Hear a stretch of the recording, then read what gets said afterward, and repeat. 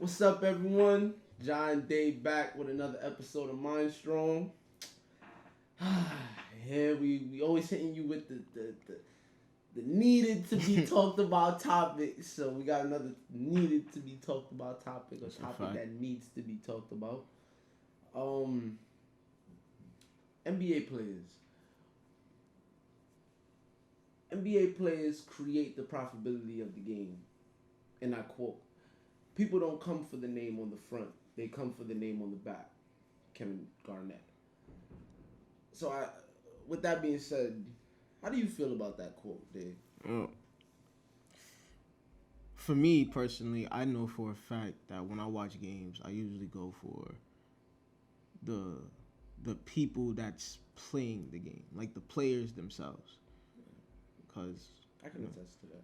like like when a lot of people were mad when LeBron switched to the Lakers team, or when he went back to Cleveland, they was burning his Heat jersey and all that thing and things like that. So people follow the player. And they don't care too much of the name itself or any of those things. So For real, I believe that. People pledge allegiance, quote unquote, to their teams, but in hindsight, a lot of people are bandwagon fans. oh yeah, You know what I yeah. mean? After I can attest to being a bandwagon fan of even Golden State because what made me like Golden State? Stephen Curry, Mhm. Klay Thompson, Draymond Green, Mhm. just them three, and then KD went there. It's over. That's my team. I'm lit. You know what I mean? But with that being said, the teams themselves like Golden State. That's not who I'm going to necessarily see. Shoot, I may go to the store if I know that the reserves are coming in. You know what I mean? So with that being said, it's a level of I feel like it's still a level of responsibility that the NBA players have because they have such a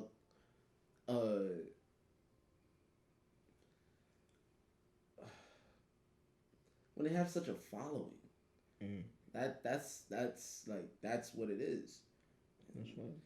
You have a following. You have people that look up to you, look towards you. I don't want to say for guidance, and nobody should be looking at anybody for guidance, but you know what I mean, so to speak, or whatever. Mhm. But let alone athletes. But some people don't have that mentorship. So they do look. Yeah, I know some people.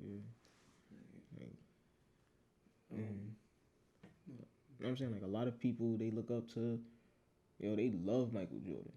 oh, I didn't. Oh, shoot, we didn't even talk about the infamous. You know what I mean? They Infamous. love that man, boy. They look up to him. So like, And that shit more than a game. what? what? Like that, man. What Michael Jordan did in the aspect of showing, I don't even want to say the rest of the world what black culture can do, but that man hasn't been playing for the last I don't even know how many years, and he's still wearing his sneakers. Mm. You know what I mean? Like people in competition with his sales of sneakers to say, yeah, I passed Jordan. Now I'm lit. Like you feel Yeah. me? And true, that's a great place to make your goal for your sneaker company. But in hindsight, what with that knowledge or that ability in gathering so much culture, there's a responsibility level that goes with it. I Mm. believe. Do you not you believe that? Like Yeah, no, there's definitely a responsibility because they influence the culture. And definitely. so, shit, whenever you come into like a place of power, when what you do now influence what the next, like you go into the gym to train. Now you got kids about like 7 and 8 wanting to go to the gym to shoot ball, like to play ball. You influence their mind. This is all they know now. Yeah. That's what they want to grow up to be. They know, a lot of kids now know what they want to be. I'm saying it like I'm old, but they know what they want to be. Back when I was a kid, I still wanted to be an astronaut. It's like it's just things like that. So, But do you know any uh black astronauts? oh no, I don't want to actually be an astronaut. I was just putting an example out there. Like these are the type of things I was thinking about when I was a kid. You know? A lot of kids, a lot of kids now they want to play. They want to play ball. They know this is what they want to do, and most of them good at it. So I no, I said, well, yeah, you're right. I had said, was there any black astronauts? Because Oh, okay. like in the aspect of there being a black astronaut, maybe that there if there was a black astronaut, I'd have looked into it more. you know what I mean? Like in the aspect of why so many black boys want to be in the NBA or want to go to the NBA, what other representation do you see for black men that's so prominently um sought after and and is a guarantee, like, yeah, I'm gonna get a guarantee $200,000 or 1.5K or This is whatever. this is how I make it out the hood. This is how I make it out the hood. Yeah. This is how I get to their level. You know what I mean? And whose level? The basketball level. Why? Because that's the only people I see at that level. You know what I mean? So with them being at that level, I feel like they have a responsibility. Like probably not in the '80s when Michael Jordan was playing, even more so. He still has a level of responsibility, but the players of now have the utmost responsibility to either sway the culture, enhance the culture, or break down the culture. You know what I mean? Like, I'm sorry. To even add on that, it was like a little. I think it was in one. It was one of Lil Wayne's songs, and Obama was saying, I forgot what he said. It was something along the lines, "We can't all aspire to be Lil Wayne and LeBron James or Michael Jordan or some sort." So that he was. I think that was a message towards the kids, or he was towards the younger people in the generation or so. So it's like, I want up that. It's just like how can you tell someone not to do that when that's the only thing they see? You see me? Like if that's the only thing I see as someone making money, doing, living the dream, the life. Granted, it takes a lot of hard work and persistence and all this other stuff to get to that level, but those athletes are the ones that instill that in us. They make us want to go to the gym and work on our legs and work on our jump shot. Like literally, imagine you were seeing an astronaut going back and forth to the moon, back and forth. He created his own spaceship, and now he created the freaking the motherboard for the space. Like whatever. Imagine there was that level of representation. You see me? So I'm gonna go to. There's not a lot of black representation in sports. You have the people participating that are black, but you don't have the people getting the deals for television contracts that are black. You feel me? Black representation of owning a team and not just managing a player. Like I didn't think about like how it looks for a black person to own a team. You know what I mean? Or what it could do for the black community to see someone in that position to own a team. It lets them know that shit, if you wanted to, you could go beyond just playing. Just way beyond just playing. Way beyond just. I used to coach, and this is kind of off topic, but in hindsight, as I look back on it, I feel like I would want to coach more than I would want to play ball. Like, and it's so weird because even the kids still hit me up, still like my pages, still like my photos or whatever. Hit me up from time to time. I hit them up, whatever. But even the people that I wasn't coaching, just that atmosphere, that environment of being able to give back because they know I'm not gonna stray them wrong.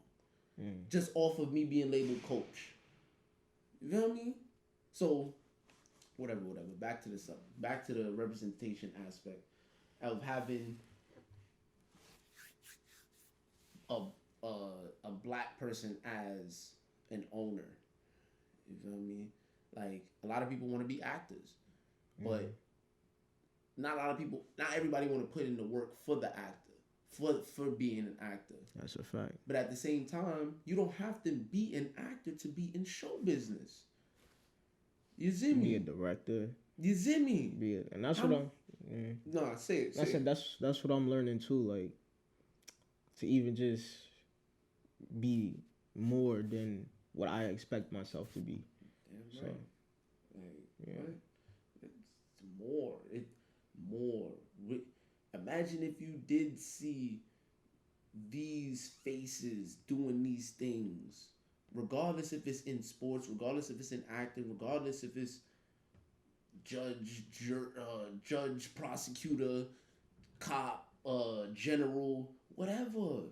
Imagine if you saw that as the representation. And it's kind of bit off topic one more time, but at the same time, I feel like right now, even in commercials, they're using that label of or that face to get us to go to that. You know what I mean? Because we've been absent for so long without any representation. So now, with the whole movement being, even with the whole Colin Kaepernick thing, you know what I mean? That whole, this cool, whatever. But even with how Nike stood for Colin Kaepernick, cool, no problem, stand for him. But Nike will forever be immortalized in the black community. Forever be immortalized. Why? Because they put a black face on the front of their company in the times of injustices when nobody else will. When nobody else would, Nike did it. You know what I mean? Regardless if they have biased against black people, don't like black people, hate black people, regardless, they made a business call. And I'm not saying that's a good thing or a bad thing, but at the same time, there's a lot of businesses that's now using that same portfolio or same blueprint and is using our representation or just our face for their businesses when they don't give a fuck about us. You know what I mean? So that's kind of off topic, but it goes all back into how nobody cares about the name on the front. They care about the name on the back. So if you have so much power as a basketball player, why don't they utilize it? I feel like they would utilize it. It's kind of different now. Like I wouldn't expect certain players to speak up now because I feel like it's because of the media, it's going to be looked at like, why are you just now saying things, or why are you just now coming out saying that you are part of the movement, or it's like, but don't you think that like makes the sore even worse? Like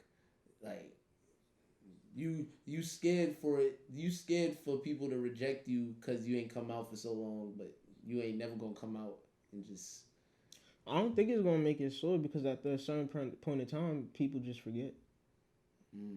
Like a lot of people, this whole thing with cancel culture. Are you canceled today? But then tomorrow, everybody loves you. Facts. Doja Cat was just on that BET Awards. You feel me? I ain't gonna say no on that. But she was just on the BET Awards. Yeah. You feel me?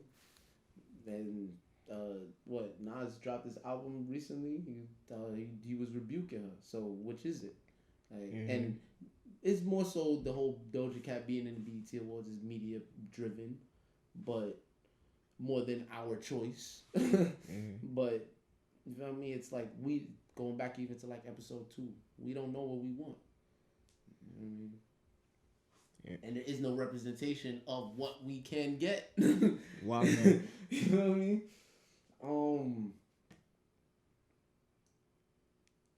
Do you feel like big name superstars should make their voices heard during times of injustices or biased decision making at the hands of racism? And I'm not saying that they don't. I'm definitely not saying that they don't. But in hindsight of the daily situations that happen, daily occurrences, do you feel like their voices should be number one on social media every time it happens? I would say like this. I feel like the player themselves, not saying themselves, not saying who they are. No, actually, I am saying who they are. Is bigger than their voice. I'm trying to see if I can explain that. Like, oh, you got. No, explain it. Okay. So like, you know how people look. We were saying like, kids look up to these NBA players and NFL players and all of them, right? But they see them for one thing. Yo, they going hard in basketball. I want to go hard in basketball. So now that's all what their mind is accustomed to. To the point where even if you do talk about the injustices here, there, and this, I feel like the same people that look up to idolize them because of who they are, and because their brand, what they stand for, is bigger than their voice. If I don't know, but bigger than their voice, they don't want to hear none about their voice. They want to hear how you did this to become this, or Embiid, trust the process, or all this extra. Like, I feel like it's beyond the people that follow them, that listen to them, are like, yeah, but how you gonna shoot your next ball, or how you did this during training, how you did that. So do you feel like, so you're saying it's more so the NBA's way of pushing the narrative type thing? Yeah. That's interesting. Because what Damon Dash would say is, y'all have so much money, why don't y'all just make your own league? You feel me? Like, that's on side note, but that's really a side note. You know what I mean? That's topic for another day. But yeah, because in hindsight, the representation of even who owns your interviews, what you can and cannot say, what you will or will not do, like it holds weight. You know what I mean?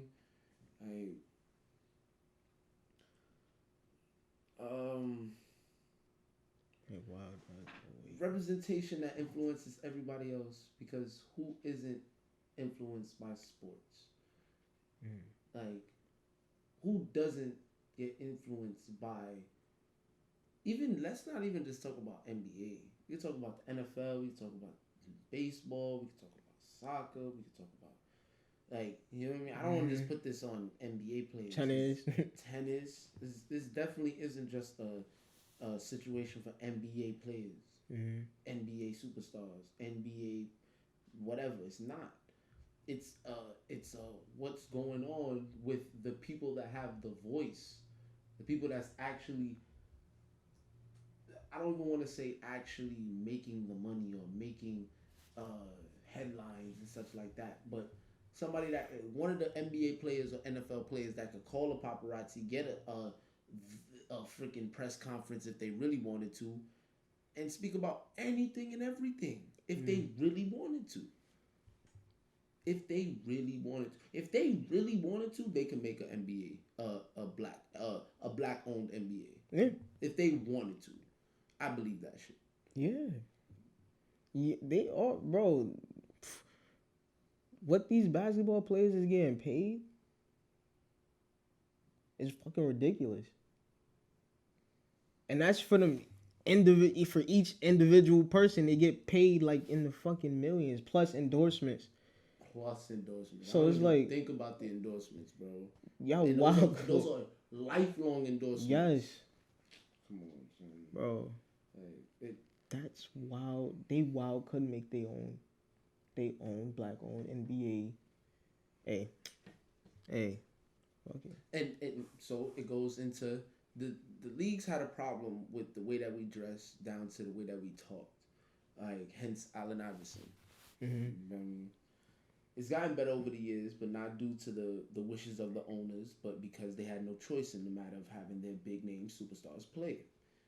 And me saying that, do you feel like leagues would have anything? Do you feel like leagues would do anything as long as it keeps the money rolling in? Yes. Example: the NBA would print a big ass fist in the middle of the court if it meant having the NBA superstars play.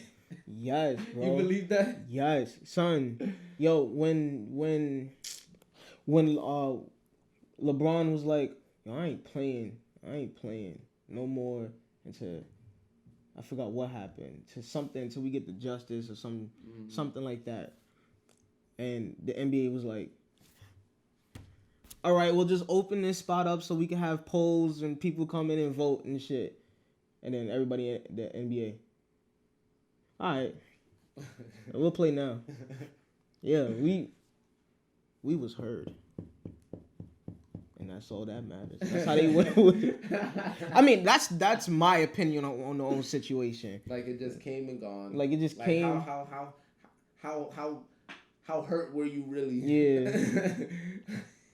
No offense to LeBron or anything. It's no offense. You know, I don't want his offense. Yeah. I would love LeBron to come and speak about his premonitions on that topic right here. That would be amazing. You know what I mean? But we want clarity onto why it's so easy for us to just forget about our main goals in the subject, or our main goals in what we want to happen, to do, to not have happen. You know what I mean? Obviously, athletes influence culture, but I don't know if a lot of people understand to what degree. Like some kids don't have even either parent. I feel like a lot of kids don't have either parent, and it becomes a level of how much they can gather within a certain amount of time before they're not gathering information anymore, and they want to exude whatever they haven't learned. You know what I mean? Like, so the influence that these athletes have, I don't think that they understand it, and I don't know what could really be said for them to understand the influence that they have. Like, I don't think you can say anything. I feel like it's whether you know it or you don't. It's like even if even if you care or you don't, it's just you could tell them. Or some people know, yo, these niggas get fan letters, fan mail. I look up to you. Yo, I've been trying to practice my shot. Like, how do I do this? How do I do that? Yo, I'm having a hard time at home and shit like that. And I feel like, nah, most of them shit don't get read. Man, that's why I respect Lethal Shooter so much. There's a guy on Instagram called Lethal Shooter. He went undrafted when he was going to the NBA and such. But you feel me? He went through some soul searching after that, whatever. And what kept him going was after he started coaching the children. You feel me? What kept his dream alive was coaching. You know what I mean? And man became a lethal shooter. A lethal, all of his shots. And you say he was his shots in the NBA now? Yeah, 2K, yeah. I think it's next gen. They're paying him to put his shot in 2K. You know what I mean? Cause it's so like he's teaching that NBA shit probably going superstar, green, bro, wild green. But yeah, like he felt compelled to wanting to help them, and not to say he wasn't making money while he was doing it, but he found his niche in the sense of I love to do this. I don't need you to freaking empty your pockets for me, but I'm gonna do this regardless. I'm gonna do this regardless. He saw how much, or he sees the influence that he has as an athlete, and why he even has like 500,000 people following him on Facebook, or I mean on Instagram. Like that's significant. Like that's significant. What like whatever he posts is gonna be seen by the next 15-year-old, 10-year-old, 12-year-old that wanna learn how to shoot. But what he posts on his Facebook is going to influence their mind as well. What? Yo, one reason why I commend LeBron James to an utmost degree is because that man is like a family man. You never heard nothing about him in the media. You don't hear nothing about him being with this person. What? Not here cursing out like nothing. You know what I mean? Nothing. And granted, life not like that. You go through things, people go through whatever, but for you to be on that pedestal and for you to show that level of passion for your image, that's something that you don't really see a lot in the aspect of someone that's making so much money. You know what I mean? Like, like I feel like people lose themselves real quick when they get to that point. Yeah, that's a fact. Like it isn't. What was it? Some seek stardom, then forget Harlem. Like, you feel but me? yeah, that's a lot. A lot of people do that. They get into the place of power, then they forget where they come from. Forget where they come from. I don't know. That's how I try my best to stay humble. Nah, you all humble. Like as long as you, son, it's not even try your best. Because I don't feel like people. Like, we going off topic regardless. You feel me? Like we need to stay humble, yes, but there's a level of influence that we have in them being athletes that they need to respond to. Like if you want me to say LeBron James again, that man made a school. That man made a school. That's a fact. Every kid that goes to that school is going to college. Except for college. Period. No matter how many, I don't know, because it's not a crazy amount of kids, but I bet you it'll grow as it, you feel me? But that, right in Akron, Ohio? What? It was in Akron, Ohio, where he grew up. You feel me? Gave them the teachers have the parents get a pantry of food, so they don't have to, you feel me? The kids get breakfast, lunch, and they get something to go home with. Like they got scholarships off rip. Like as soon as you go there, you get a scholarship. You know what I mean? You get bro, son, look into that school. Look into the school and just look at the logistics. Regardless of whatever you could say about LeBron, you can never say he never gave back. You can never say he didn't give back. You know what I mean? Like, if them 600, 800 kids that's coming out of that school go on to be the next influencers, it's going to double next year. It's going to keep doubling. It's going to keep doubling. You know what I mean? That's all we can ask for, I feel, from these athletes.